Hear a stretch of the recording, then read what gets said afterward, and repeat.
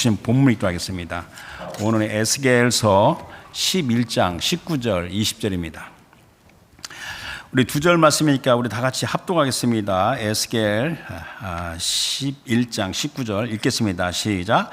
내가 그들에게 한 마음을 주고 그 속에 새 영을 주며 그 몸에서 돌 같은 마음을 제거하고 살처럼 부드러운 마음을 주어 내 율례를 따르며 내 규례를 지켜 행하게 하리니 그들은 내 백성이 되고 나는 그들의 하나님이 되리라. 아멘. 요절 20절을 택했는데 다시 한번 읽겠습니다. 시작. 내 율례를 따르며 내 규례를 지켜 행하게 하리니 그들은 내 백성이 되고 나는 그들의 하나님이 되리라. 아멘. 잘해 주시기 바랍니다. 제가 오늘 본문은 딱 그 두 절을 택했지만은 에스겔서의 11장 14절부터 21절까지가 한 단락인데 시작은 14절에 여호와의 말씀이 내게 임하며 이르시되, 그래서 내용이 앞에 내용과 확 바뀌는데 요 단락의 내용은 우리 하나님의 징계로 이방 나라 바벨론의 포로로 끌려간 이스라엘 백성이 장차 회복된다는 약속의 말씀입니다. 이 말씀은 에스겔 선지자의 앞선 선지자들을 통하여 여러 번 그 말씀하신 내용입니다. 그래서 오늘 요절은 20절인데 20절에 그들은 내 백성이 되고 나는 그들의 하나님이 되리라. They will be my people and I will be their God 이라고 이렇게 시제가 미래형으로 되어 있어요. 이것은 원래 이제 히브리 원문에 예언적 완료형이라고 그래서 이제 그게 이제 선지자서의 그 방법인데 그걸 이제 미래형으로 다 번역을 합니다. 그러나 오늘 메시지는 나는 그들의 하나님, I am their God. 그래서 시제가 현재형으로 했어요. 그래서 나는 그들의 하나님. 그러니까 이걸 직접적으로 적용하다 보면 그리스도인인 성도들에게 나는 너의 하나님이다. I am your God. 그래서 그 본체가 하나님이신 아들, the Son, 성자, 만민의 구주 그리스도께서 하나님 아버지의 뜻에 따라 죄사함을 위하여 십자가의 고난으로 죽으셨고 또 의와 생명을 위하여 부활하셨습니다. 그 부활하신 주님께서 가장 먼저 만난 사람이 막달라 마리아인데 그 막달라 마리아 하신 말씀과 그 말씀을 제가 생각해 히브리의 버전이라고 생각하는 그 부분을 보도록 하겠습니다. 자, 요한복음 17장 20절입니다. 예수께서 이르시되 나를 붙들지 말라. 내가 아직 아버지께로 올라가지 아니하노라. 자, 아버지께로. 그다음에 자, 내 형제들에게 가서 이르되 내가 내 아버지 곧 너희 아버지 내 하나님 곧 너희의 하나님께로 올라간다 하라 하시니라. 그러니까 막달라 마리아한테 주님께서 내 아버지가 너희 아버지고 내 하나님이 너희 하나님이라고 하셨어요.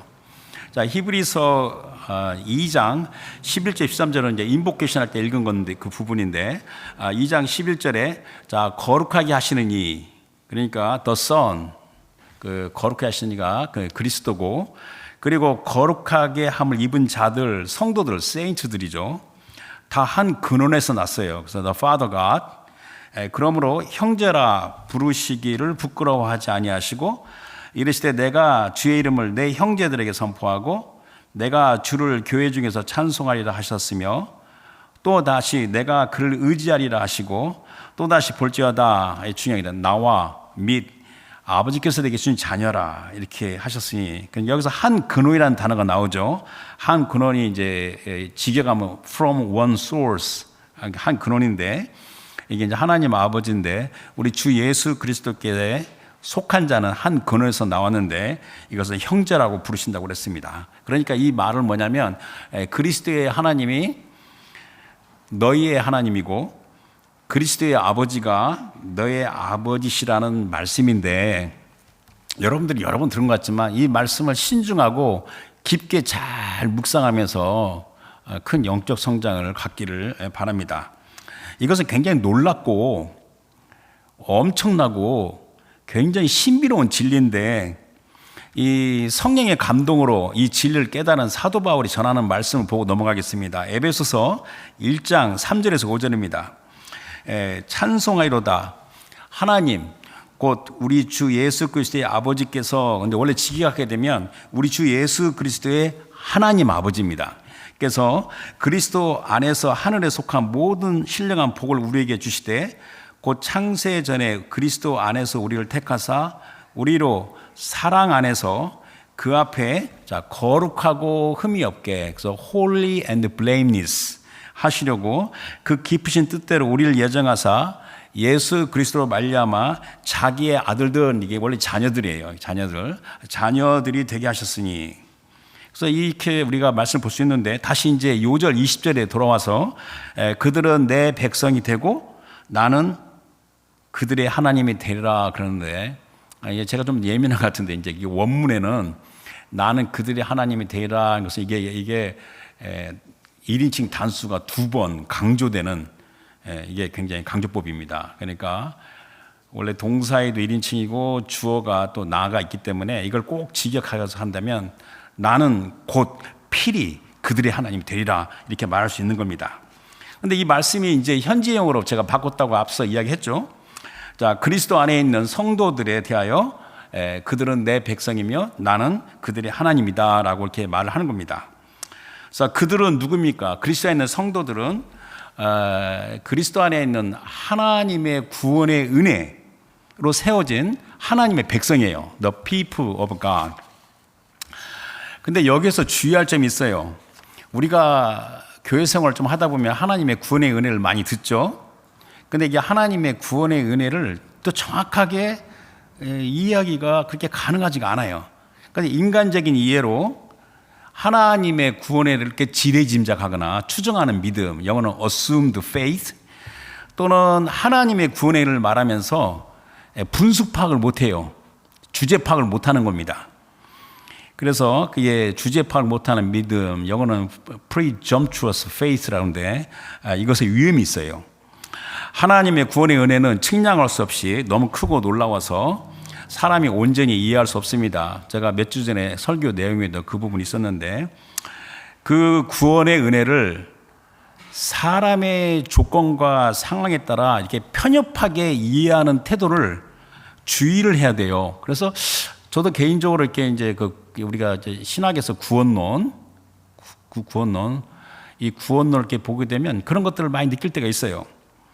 특히 이렇게 복음을 익숙하게 듣고 있는 현대 교회가 주의를 해야 되는 위험이 있습니다. 그래서 히브리서 2장 3절에는 우리가 이같이 큰 구원이에요. 구원이 뭐냐면 큰 구원이에요. 구원은 하나인데 큰 구원을 등한히 여기면 어찌 그 봉을 피하리요. 이 구원은, 이 큰 구원은 처음에 우리 주로 말씀하신 바요, 들은 자들이 우리에게 확증한 바니.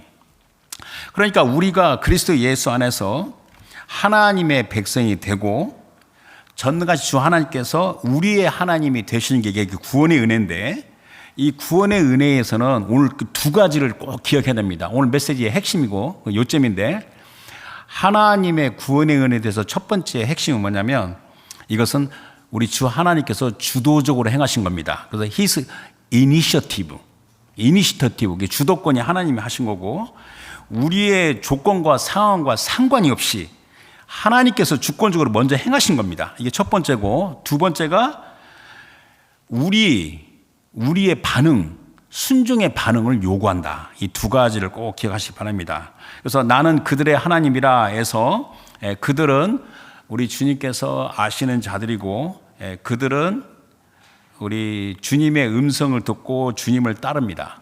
그래서 예수님께서 요한복음 10장 20절에 내 양은 내 음성을 들으며 나는 그들을 알며 그들은 나를 따르리라. 그러니까 복음을 잘 이해해야 됩니다. 구원은 이 구원의 은혜는 하나님께서 주도적으로 시작하신 거고, 주의 말씀을 따르는 것까지가 구원의 은혜입니다. 또 디모데 후서 2장 19절 전반부에는 사도 바울이 이렇게 말을 했어요. 하나님의 경고한 턴 섰으니 인치미스 일렀을 때 주께서 자기 백성을 아신다 하며.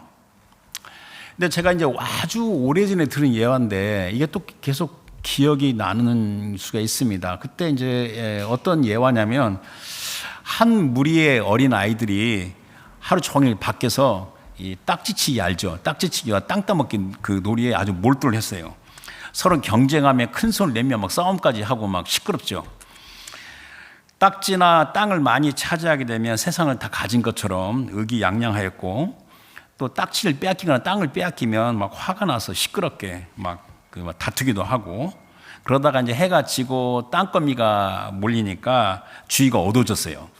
그러니까 집에서 이제 사람들이 나와서 아무개야, 이제 저녁 식사가 준비됐으니까 들어와서 씻고 밥 먹어라 하니까 갑자기 게임하는 애들이 다 뭐 딱지야 이제 주머니 넣어서 가져가겠지만 땅 다 놔두고 집으로 돌아갔어요.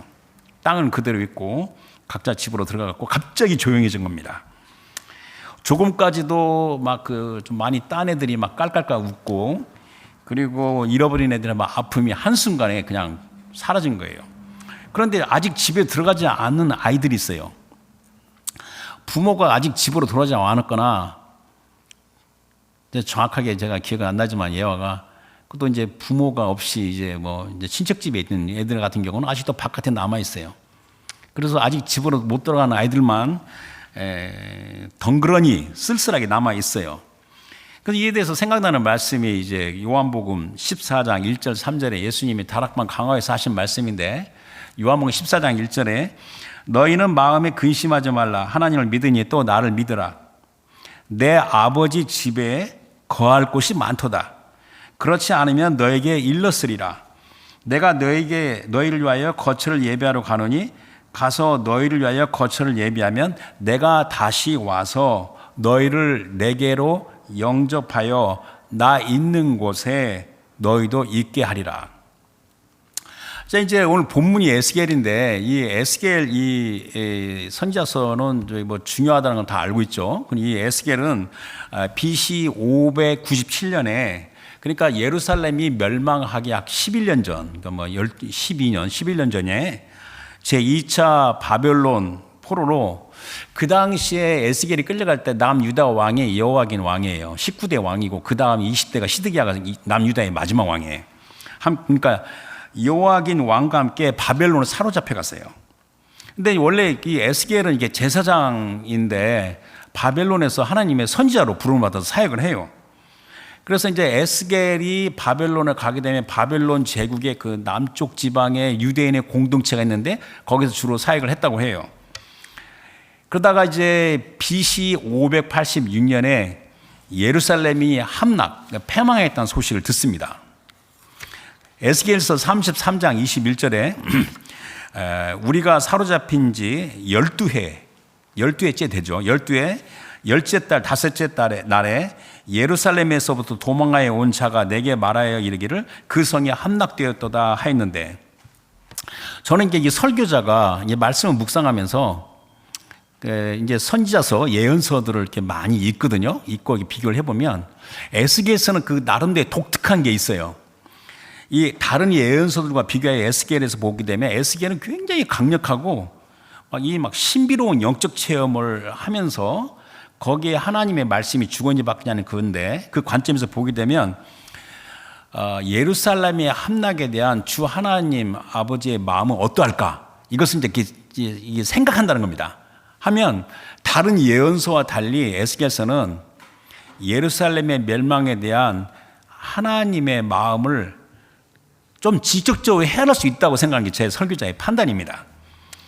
근데 그 에스겔은요, 몇 년 전에 한번 이 부분도 설교한 것 같은데, 신비로운 영적 체험으로 몸은 바벨론에 있는데 그 몸에서 영이 빠져나와서 예루살렘까지 가서 예루살렘의 백성과 지도자들의 그 끔찍한 타락상을 직접 목격을 합니다. 이게 성령의 은사인데 이런 은사가 또 간증이 있어요. 그리고 또 그러면서 에스겔서를 다 볼 수가 없죠. 이게 방대한 양이니까. 에스겔서를 보게 되면 우리 그 예루살렘의 함락, 패망에 대한 우리 주님의 그 마음의 아픔과 안타까움을 이렇게 좀 절실히 느껴집니다. 그래서 한 두 군데만 보고 넘어가겠는데, 에스겔서 7장 2절 3절과 5절 6절 보도록 하겠습니다. 7장 2절에 너 인자야, 주 여호와께서 이스라엘 땅에 관하여 이같이 말씀하셨느니라. 끝났도다. 이 땅 사방의 일이 끝났도다. 자, 이제는 내게 끝이 이르렀나니 내가 내 진노를 내게 나타내어 내 행위를 심판하고 내 모든 가증한 일을 보응하리라. 그러면서 이제 5절에 주 여호와께서 이같이 이르시되 재앙이로다. 비상한 재앙이로다. 볼지어다. 그것이 왔도다. 그래서 6절에 끝이 왔도다. 끝이 왔도다. 끝이 너에게 왔도다. 볼지어다. 그것이 왔도다. 저는 이제 성경을 이렇게 연구하는 사람 보면 성경에 이렇게 워드 이코노미가 있어요. 이게 굉장히 많은 양을 굉장히 짧게 말씀하신 경우가 있고 단어가 반복돼서 중요한 건데 이렇게 단어가 반복해서 나오는 걸 보게 되면 많은 걸 생각하게 되는 겁니다. 그러면서 에스겔서 14장에 네 군데가 나오는데 4절, 14절, 16절, 18절, 20절이 나오는데 다 똑같은 말씀인데 14절만 읽으면 비록 노아, 다니엘, 욥 이 세 사람이 거기에 있을지라도 그들은 자기의 공의, 그들의 공의가 아니죠. 그들의 믿음이죠. 공의는 하나님 한 분만 공인 겁니다. 그들의 공의로 자기 생명만 건지리라. 나 주여의 말이니라. 이게 네 번, 16절, 18절, 20절 똑같은 말씀이 네 번이나 반복이 되는 거예요. 그런데 이제 이건 좀 사이드인데 저는 성경하면서 예루살렘이 멸망할 때 우리 주 하나님의 마음이 아프고 안타깝고 진짜 말로 못하는 그 괴로움인데 그 가운데 주님께서 노아, 다니엘, 욥 이 세 사람을 언급했을 때 저는 이제 개인적으로 이 세 사람이 하나님 마음에 어떤 자리 잡고 있을까? 그게 이제 개인적으로 궁금한 겁니다. 그건 이제 사이드고.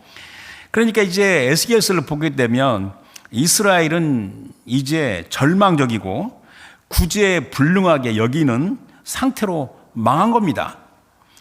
여기에서 오늘 단락, 본문을 택한 그 에스겔서 11장 14절부터 21절까지 이 단락은 주 하나님께서 이스라엘 회복을 말씀하시는 거예요. 놀랍잖아요. 이방 나라 바벨론에서 백성을 회복하신다는 약속의 말씀이에요. 근데 이제 제가 자꾸 본문을 잡다 보면 그런 유혹을 느끼는데 11장 13절 바로 그 13절에는 이스라엘의 남은 자가 나와요.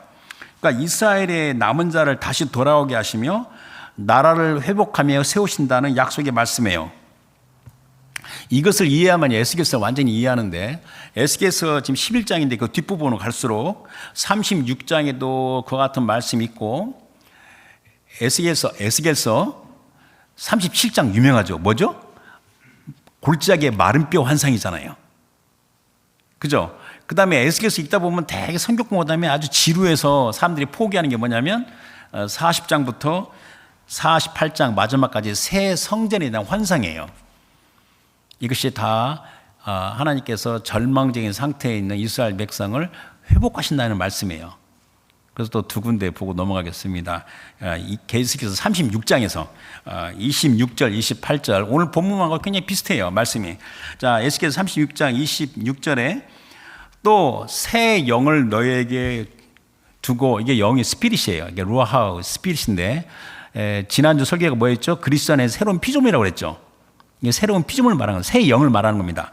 새 영을 너에게 주고 새 마음, 이게 하트예요. 하트를 너에게 주되 너희 육신에서 굳은 마음을 제거하고 부드러운 마음, 이게 부드러운 마음, 이게 굉장히 중요한 단어예요. 부드러운 마음을 줄 것이며 또 내 영이에요. 앞에서는 새 영은 우리의 영이에요. 내 영은 뭐냐? 하나님의 영, 성령이에요. 그러니까 내 영을 너희 속에 두고, 그러니까 성령을, 하나님의 영을 너희 속에 둔다는 이야기죠. 너 두어 너희로 내 율례를 행하게 하리니 너희가 내 규례를 지켜 행할지니라. 28절에 내가 너희 조상들에게 준 땅에서 너희가 거주하면서 내 백성이 되고 나는 너희 하나님이 되리라 그랬고, 에스겔서 제일 마지막 장 마지막 절이 48장 35절인데 이렇게 끝납니다.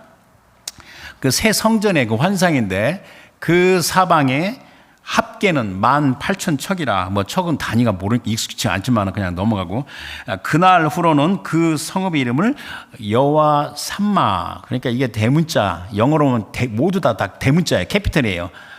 The Lord is there. 이 명칭의 이름입니다. 여호와 삼마라 하리라.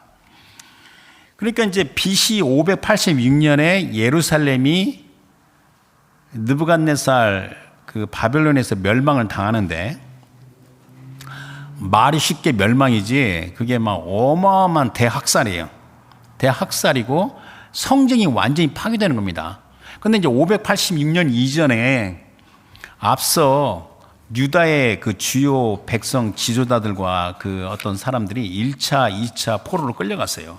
우리가 잘 알고 있는 다니엘은 BC 605년에 바벨론 1차 포로로 끌려갔고, 에스겔에는 BC 597년에 2차 포로로 끌려간 겁니다. 그런데 여기서 이제 우리가 보면 1차 포로 때 끌려간 사람들이 있고 2차 포로 때 끌려간 사람이 있는데 아주 운이 좋게 끌려가지 않고 예루살렘에 남아있는 사람들이 있어요. 이런 사람들이 1차, 2차 포로 때 굉장히 많이 끌려간 거예요. 많이 끌려갔습니다. 몇천 명씩 끌려가고 막 이렇게 끌려가는 건데, 이런 사람들을 빈정대면서 오직 자기들이 하나님의 기업으로 예루살렘에서 영원히 안전히 거주할 거라고 대단히 착각을 해요. 이게 바로 15절 말씀이에요. 그래서 제가 본문 택하지 않지만 11장 15절 하나만 읽고 넘어가겠습니다. 에스겔서 11장 15절에 인자야 예루살렘의 주민이 내 형제 곧 내 형제와 친척과 온 이스라엘 족속을 향하여 이르기를 너희는 여호와께서 멀리 떠나라 이 땅 우리에게 주어 기업이 되게 하신 것이라 하였나니, 이게 이제 빈정된 겁니다. 이 말은 왜 그런 줄 아세요?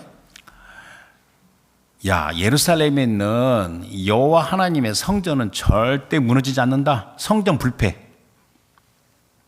그들은 자신의 패역과 반역에 대한 하나님의 진노의 말씀을 전혀 알지 못하는 영적 소경입니다. 제가 시간상으로 사이드를 안 가겠는데, 이게 현대 교회에 교회 불패 신념이 있어요. 조심해야 됩니다. 물론 주님의 몸된 교회는 굉장히 소중하고 영원히 망하지 않습니다. 그러니까 지역교회를 말하는 겁니다. 지역교회의 불패 신앙 조심하십시오. 지역교회를 절대로 우상화하지 마십시오. 얼마든지 문을 닫고 패망할 수 있는 겁니다. 꼭 교회가 부족하다고 해서 문 닫는 게 아닙니다. 아니, 소아시아 7교회가 지금 남아있냐고. 없잖아요, 지금. 지역교회를 우상하지 마라. 현대 교회의 교회 불패 신앙을 조심하라. 이스라엘 백성이 패망을 했잖아요. 그 원인은 바로 뭐냐면 결코 돌이킬 수 없는 막장까지 간 그들의 완고한 우상 숭배와 범죄와 타락입니다. 그들은 철저히 무너져서 가장 밑바닥까지 이제 내려갔고 스스로 아무것도 할 수 없는 상태입니다. 그 상태에서 오직 우리 주 하나님께서 주권적이고 무조건적인 은혜와 긍휼의 회복만이 유일한 구원의 소망인 겁니다. 이제 주 하나님은 언약의 백성에게 회복의 구원을 약속하십니다. 아까 말했지만 앞서 선지자 통해서 여러 번 말씀하셨지만, 그러나 하나님께서 주권적으로 무조건적으로 구원의 은혜로 회복한다 하시더라도 각자, 우리 성도들은 각자 하나님의 도우시는 구원의 은혜에 참된 회개로 정결함을 회복해야 된다고 말씀하는 겁니다. 자, 그러면 이제 하나님께서 어떻게 구체적으로 구원을 베푸신가 하는 것이 오늘 제가 본문으로 제가 2절을 택했어요. 자, 19절 보겠습니다. 자, 19절 제가 읽겠습니다.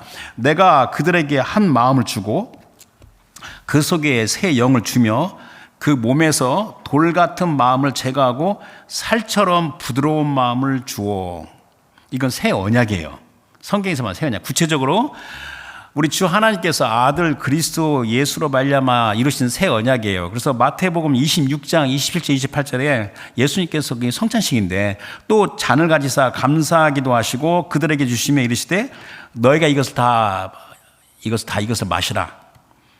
이것은 죄사함을 얻게 하라고 많은 사람에게 흘리는 바 내 피, 나의 피, 그 언약의 피다 그랬어요.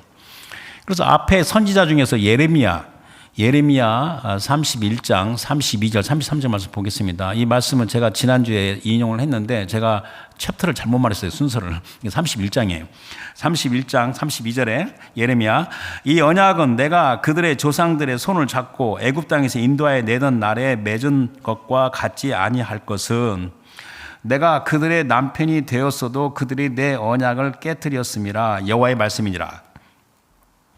그러나 그날 후에 우리는 이제 큰 그림을 알죠. 그리스도 십자가의 고난과 부활이죠. 그리고 오순절 성령 강림 이유를 말하는 거죠. 그날 후에 내가 이스라엘 집과 맺을 언약은 이러하니 곧 내가 나의 법을 그들에게 주며 그랬죠. 근데 에스겔서나 다른 서 보면 내 영을 그 속에 둔다고 그랬잖아요. 그러니까 성령과 말씀을 거의 동격으로 인터체인저블하게 사용하시는 거. 그러니까 성경을 볼 때는 굉장히 예민하게 봐야 돼요. 말씀을요. 나의 법을 그들 속에 두며 그들의 마음에 기록하여 나는 그들의 하나님이 되고 그들은 내 백성이 될 것이라. 여호와의 말씀이라. 자, 그리고 여기서 이제 19절에 내가 그들에게 한 마음을 준다. 한 마음이 이게 뭐냐면 이게 undivided heart. 분열되지 않는 마음이에요. 제가 저번에 그 느헤미야 성경 공부할 때 인테그리티의 정의를 말했죠. 그죠? undivided. 그래서 한 마음을 주고 그 속에 새 영, 그러니까 a new spirit을 주며, 그러니까 한 마음은 뭐냐면 주 하나님을 향하여 분리되거나 분열되지 않는 온전한 마음이에요. 그래서 이게 온전한 게 이게 단어 연구를 하다 보면 영어로는 blameless 또는 whole 또 intact 그러는데 저는 이제 아주 쓰는 게 이제 인테그리티 말 쓰고 싶은데 이게 이제 히브리의 이 단어가 이게 똑같은 단어가 여러 개 다르게 번역이 돼요. 하나님 향한 순전한 일편단심을 말하는 겁니다. 그게 한 마음이고, 그 다음에 새 영은 뭐냐면 새로운 피조물이에요. A new creation. 주신의 관계. 그래서 이게 주고 주며 이렇게 강조하는 겁니다. 이것은 아까도 말했지만 주 하나님의 주권적이고 무조건적이고 강권적인 뭐냐면 irresistible, 저항할 수 없는 겁니다. 저항할 수 없는 은혜인 겁니다. 그래서 그와 같은 하나님의 구원의 은혜로 회복되는 백성은 이전의 상태가 아니라 완전히 새로운 존재입니다. 이것은 궁극적으로 이제 그 성령 강림을 이제 가리키는 건데, 성령 강림에서 성령이 이제 우리 안에 거하시는 거잖아요. 그래서 이제 그리스도 예수 안에서 주 성령의 역사하심으로 하나님은 바벨론과 같은 이 세상을 살아가는 백성인데, 주께서 아시고 택하신 백성을 부르시고 구원하신다는 겁니다. 그래서 에베소서 4장 23절 24절 보게 되면 오직 너희의 심령이 새롭게 되어, 이 심령이 스피릿이에요. 너의 심령이 새롭게 되어 하면 이게 지난주 말씀하고 이어지는 거니까 고린도후서 5장 17절에 그리스도 안에 새로운 피조물이라 말했잖아요. 그러니까 너희들이 새로운 피조물 되어 하나님을 따라 의와 진리의 거룩함으로 지으심을 받은 새 사람 입으라 그랬어요. 또 19절에 그 몸에서 돌 같은 마음을 제거하고 살처럼 부드러운 마음을 주어. 아까 제가 그 에스겔서 36장 26절하고 똑같은 말씀이잖아요. 자, 부드러운 마음을 이제 보통 영어로는 이렇게 tender heart 합니다.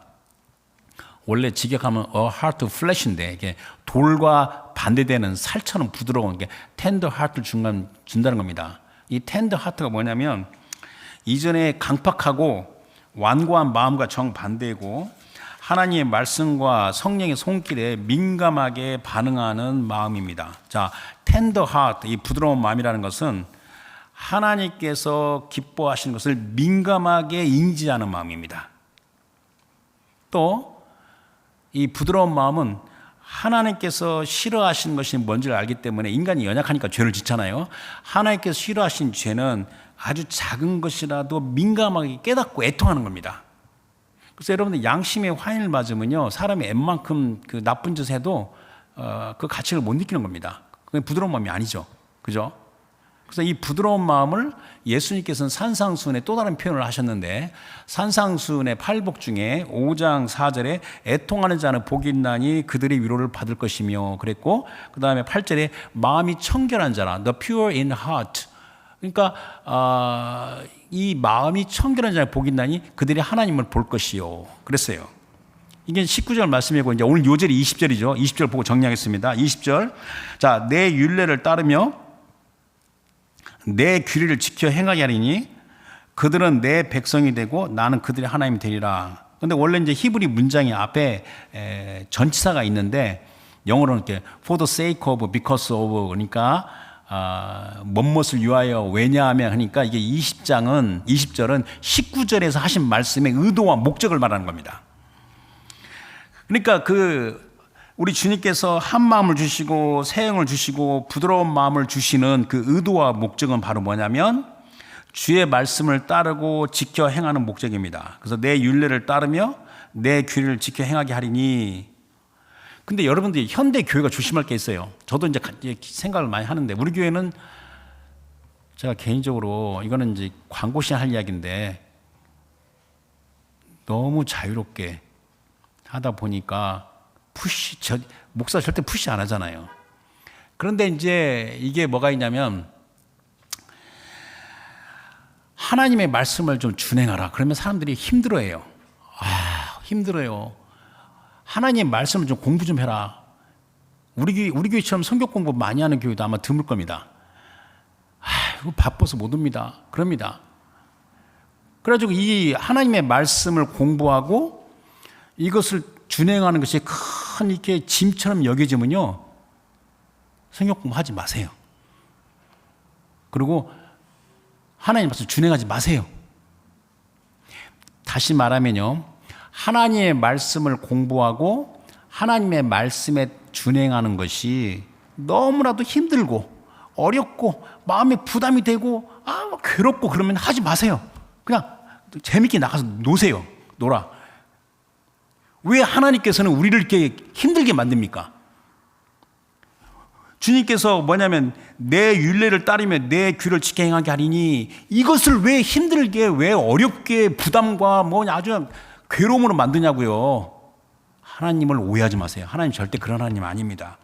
우리 하나님께서 우리를 축복하신 거, 새 영을 주시고 한 마음을 주시고 그다음 부드러운 마음을 주셔가지고 하나님 말씀을 잘 지켜 따르게 하는 궁극적인 목표는요, 절대로 부담이 아니에요. 축복과 평안입니다. 그래서 신명기 10장 12절 13절 읽으면 이스라엘아, 내 하나님 여호와께서 내게 요구하시는 것이 무엇이냐? 곧 내 하나님 여호와를 경외하여 그의 모든 도를 행하고 그를 사랑하며 마음을 다하고 뜻을 다하여 내 하나님 여호와를 섬기고, 13절에 내가 오늘 네 행복을 위하여, 영어로는 for your good입니다. 네 행복을 위하여 내게 명하는 여호와의 명령과 규를 지킬 것이 아니냐. 이건 하나 예예요. 하나님의 말씀을 지켜 준행하는 것은 우리의 행복해요. 행복. 이게 for your good인데 이것도 이제 단어 연구하다 보면 막 너무 쌓여 들어가면 복잡하잖아요.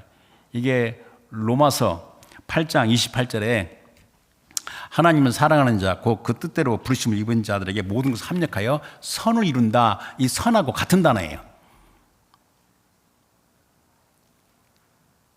예배 드리는 게 힘들고 예배 드리러 올 때 얼굴이 맨날 롱페이스고 오늘도 뭐 예배 드릴 때 뭐 짜증나고 힘들면 그냥 드리지 마세요. 집에 그냥 있으세요. 예배에 사람 많이 드릴 필요가 없는 겁니다. 사람이 두세 사람 이상이 그리스도 이름으로 성령 충만하게 드리는 예배를 하나님께서 받으시는 거지. 그 마음을 힘들고, 근데 이제 목사가 이렇게 말하면 직무유기라고 하죠. 그래도 이제 이렇게 해서 다 같이 해야 되는 거죠. 또 예레미야 29장 11절에 여호와의 말씀이니라, 너희를 향한 나의 생각을 내가 아나니 평안이요 재앙이 아니니라, 너에게 미래와 희망을 주는 것이라. 그러니까 하나님께 드리는 예배, 하나님의 말씀을 공부하는 거, 하나님의 말씀이요 지켜 준행하는 것이 나의 미래와 희망이 아니라고 생각하면 그냥 하지 마세요. 근데 하나님께서 우리로 내 율례를 따르며 내 규례를 지켜 행하게 하리니 하는 궁극적인 목표는 하나님 우리를 축복하시기 위해서 그런 겁니다. 주 하나님께서 주권적으로 이루신 구원의 은혜로 회복된 주의 백성은 이제 비록 새 마음과 새 영으로 새롭게 된 존재를 할지라도 그들의 순종의 반응이 요구된다. 아까 두 번째 제가 요인을 말한 거죠. 그들은 아직 남아있는 겉사람, 이 겉사람이 육신 바디가 있고 이 바디하고 연결된 또 그 혼적인 생각이 있잖아요. 그 thought, mind, thought 있잖아요. 그 겉사람의 연약함과 한계에서 하나님의 말씀을 준행하는 노력을 합니다. 그래서 요한복음 14장 23절 보겠습니다. 예수께서 대답하여 이르시되 사람이 나를 사랑하면 내 말을 지키리니 내 아버지께서 그를 사랑하실 것이요 우리가 그에게 가서 거처를 그와 함께 하리라 그랬고, 뭐 끝이 없는데 요한 2서 1장 4절을 보게 되면 사도 요한이 이렇게 말했어요. 너희 자녀들 중에 우리가 아버지께 받은 계명대로 진리를 행한 자를 내가 보니 심히 기쁘도다. 사도 요한의 기쁨은 우리 하나님의 기쁨이에요. 하나님께서 좀 힘들고 어려워도 하나님을 사랑하는 마음으로 하나님의 말씀을 지키려고 준행하고 노력하고 보면 하나님이 심히 기쁘도다. 사도를 통해서 하신 말씀입니다. 그래서 오늘 내용이 뭐죠? 자, 그들은 내 백성이 되고 나는 그들의 하나님이 되리라. 여기에서 자, 내 백성이 된다. 내가 my people, my 그 다음에 그들의 하나님이 되리라. 나는 나는 내와 나가 누굽니까? 온 만물을 지으시고 주관하시는 하늘과 땅의 절대 주제이신 거룩하신 주 하나님이십니다. 이제 설교자가 설교 준비하려면 묵상을 많이 하잖아요, 말씀을. 근데 여기서 말하는 건 뭐냐면 이 말씀을 어떻게 받아요? 나는 너의 하나님이 된다. 너는 내 백성이다. 이 말씀은 실로 말로 표현할 수 없이 매우 놀랍고 엄청난 말씀이에요. 자, 이 말씀을 받는 자가 현재형이죠. 너는 내 백성이고 나는 너 하나님이다. 이 현재형으로 받는 사람은 정확히 말하면 그 엄청난 축복으로 말미암아 어안이 벙벙하는 것이 당연한 겁니다. 그렇게 안 하는 게 이상한 겁니다. 창조주 하나님께서 일개 피조물인 사람에게 너는 내 백성이며 나는 네 하나님이다 라고 하신 말씀이 세상에나 도대체 얼마나 놀라운지 매우 신중하게 생각을 하라는 겁니다. 이제 그 살아계신 주 하나님께서 그 구원의 은혜와 부르심에 순종하는 자를 결코 혼자 내버려 두지 않습니다. 성경 말씀 너무 많죠. 체험도 많이 했고, 근데 결코 잊지 아니하십니다. 우리 주님께서 붙잡은 자, 우리 주님의 손인 자를 빼앗을 수 있는 피조물은 존재하지 않습니다. 전가신 주 하나님을 자기 하나님으로 삼아 나아가는 성령의 사람들, 그러니까 뭐냐면 이게 이 세상이 바벨론 같아요. 그러니까 바벨론이 예표예요, 이 세상에. 바벨 같은 이 세상에서 하나님의 부르심에 따라 순종하며 살아가는 자는 하나님의 지극한 사랑의 대상입니다. 제가 뭐 목사고 설교자라서 이걸 말하는 게 아니라 팩트를 정확히 말하는 겁니다. 하나님께서 너무도 끔찍히 사랑하신 대상입니다.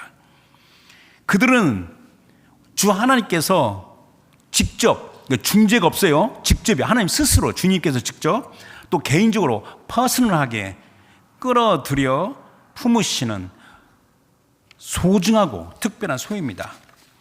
이에 대하여 이 설교가 엔들리스 될까봐 이제 빨리 정리해야 되는데 일찍이 우리 하나님께서는 모세를 통하여 하신 말씀이 있습니다. 그래서 출애굽기 19장 4절 6절 보도록 하겠습니다. 내가 애굽 사람에게 어떻게 행하였음과 내가 어떻게 독수리 날개로 너희를 업어 누구에게로? 내게로. 지금 이게 뭐냐면 출애굽에서 약속의 땅으로 가는 백성을 가리키는 겁니다. 그들이 약속의 땅을 가는 것이 목표인 것 같지만 실적으로는 주 여호와 하나님께 가는 겁니다. 너희를 업어 내게로 인도하였음을 너희가 보았느니라. 세계가 다 내게 속하였나니 너희가 내 말을 잘 듣고 내 언약을 지키면 너희는 모든 민족 중에서 내 소유, 이 소유라는 단어가 히브리 단어가 굳이 말하면 제가 한두 번 이야기했어요. 서글라라는 단어인데 이 히브리 단어 연구에서 서글라 단어는 번역이 잘 안 돼요. 번역할 수가 없어요. 이 단어에 그 어원 출처를 보게 되면. 그래서 그냥 그 영어 성경은 treasured possession, 아주 보물 같은 소유로 이렇게 말한 겁니다. My treasured possession. 킹 제임스는 special treasure, 특별한 보물인데 특별한 보물이라가 되겠고, 너희가 내게 대하여 제사장 나라가 되며 거룩한 백성이 되리라. 너는 이 말을 이스라엘 자손에 전할지라. 우리 하나님께서는 하나님의 소유된 백성이라여 하나님은 모든 것을 아낌없이 내어주셨어요. 그게 뭐죠? 하나님의 아들은 하나님의 모든 것이 되시는 거예요. 하나님의 자신의 모든 것, 아들을 아낌없이 내어주신 겁니다. 왜 그랬습니까? 그 아들에서 구원의 일을 나가는 새롭게 쓰인 하나님의 백성이 그게 하나님의 분깃이에요. 포션이고 기업이에요. 인헤리턴스예요.